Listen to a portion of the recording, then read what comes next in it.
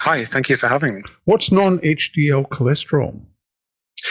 Yeah, so we have obviously various measures of cholesterol. We have your total cholesterol and what I think a lot of people would know as good and bad cholesterol. So your good being HDL and then your bad being LDL cholesterol. But we have also what we call non-HDL, so everything that's not the good cholesterol. So it's all the bad cholesterols effectively. So let's say you've got a cholesterol of 5 and an HDL of 1, then essentially your non-HDL is 4 or something like that. Yes. And you don't bother defining it into LDL or what have you, but LDL is buried in there. Yeah, LDL is a major component of the non-HDL cholesterol.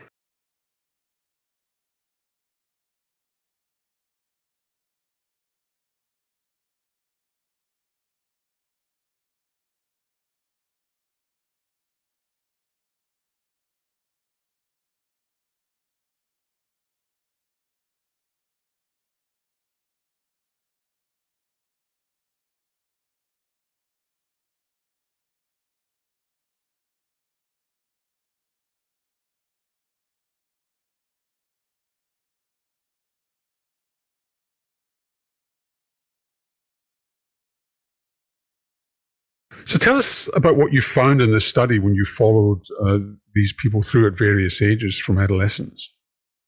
Yeah, so obviously these people are the same people that we followed up over 28 years. And we found that in general, non-HDL exposure to non-HDL cholesterol across the life course was associated with what we call coronary artery calcium. So this is just calcium buildup in the coronary arteries. These are the arteries that feed the heart. And we found that at different life stages, there was a similar association between non-HDL cholesterol and coronary artery calcium. So this sort of suggests that all life stages are important for the development of coronary artery calcium in later life.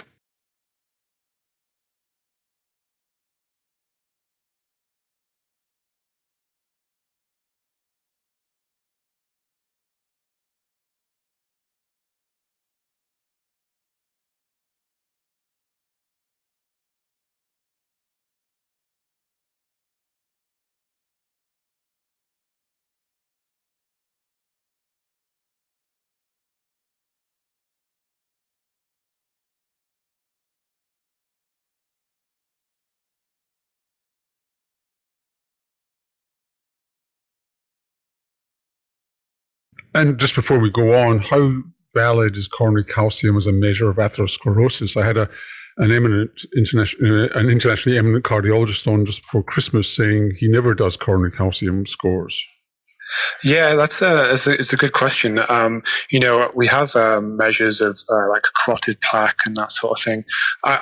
As it goes, I think coronary artery calcium is quite a good measure of disease in the coronary arteries. We really want an idea of like a surrogate marker of heart disease. It's not really used all that much in clinical practice, but in research it's being used more and more because it's quite a robust surrogate, like a preclinical marker of heart disease.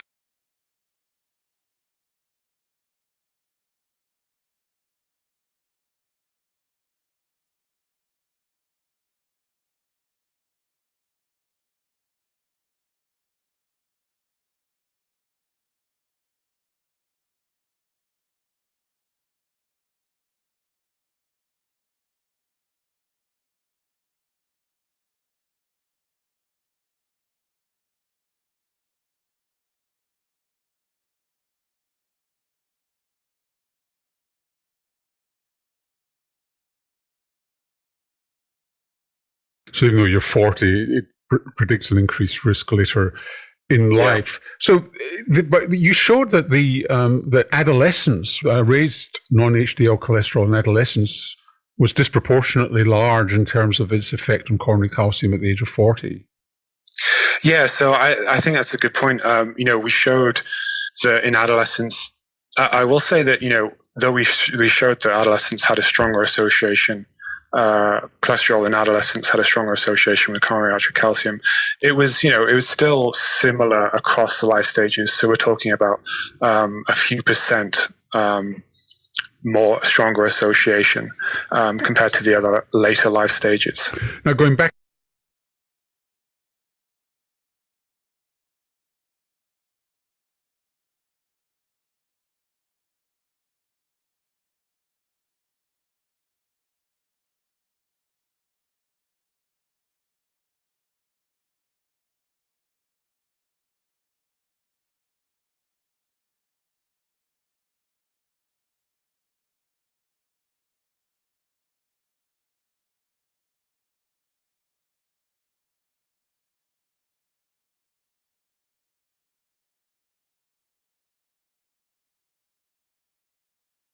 to the interview I just did with Mark Parsons, I mean, there are other factors here. There's blood pressure, there's poverty, there's education, there's smoking, there's drug use, there's lack of exercise.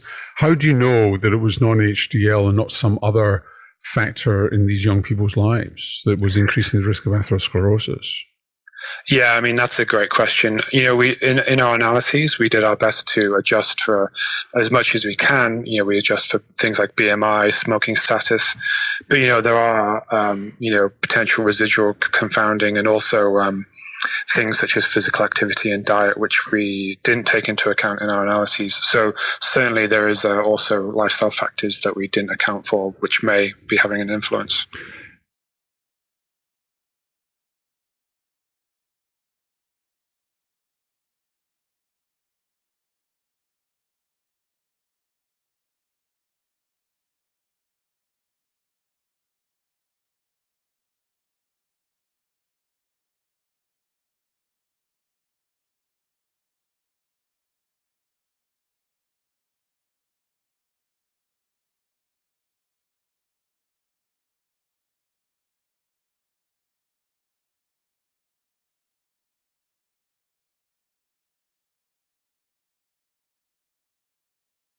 Now, we've known for a while. I mean, I think that during the Vietnam War, when they did postmortems on soldiers who died in their 20s, they could see streaks and plaque in their coronary arteries. They've found it in postmortems of young people who've been killed in car accidents. So we've known for a while that adolescence and what happens in childhood is important later in life. What's new about this in terms of parents might be listening, or even adolescents? We have a huge adolescent audience on the Health Forum. Yeah, so I think, just going back to the autopsy studies, they've shown coronary artery calcium as young as 2 years of age. So this starts really early. I'll say, so previous studies, a lot of them have focused just on one time period. So, for example, they looked at, early life cholesterol levels on future risk, and then maybe another study looked at later life cholesterol levels on risk. And so we've looked at all 3 different life stages and shown the relative importance of each.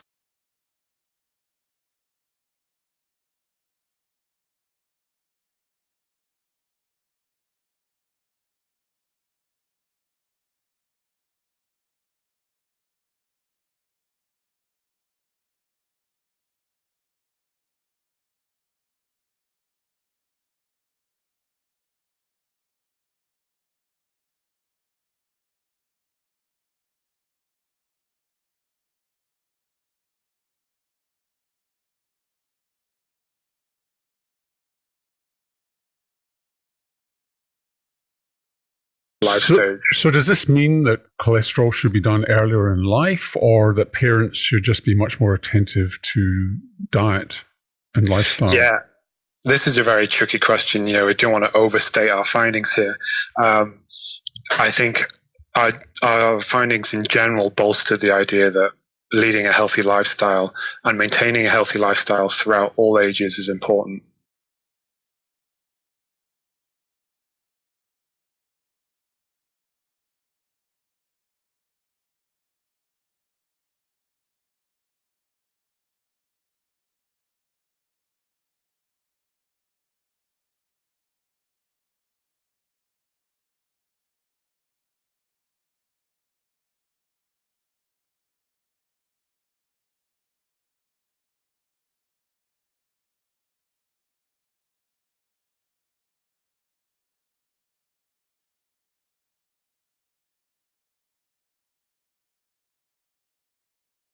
And what happens next with your study?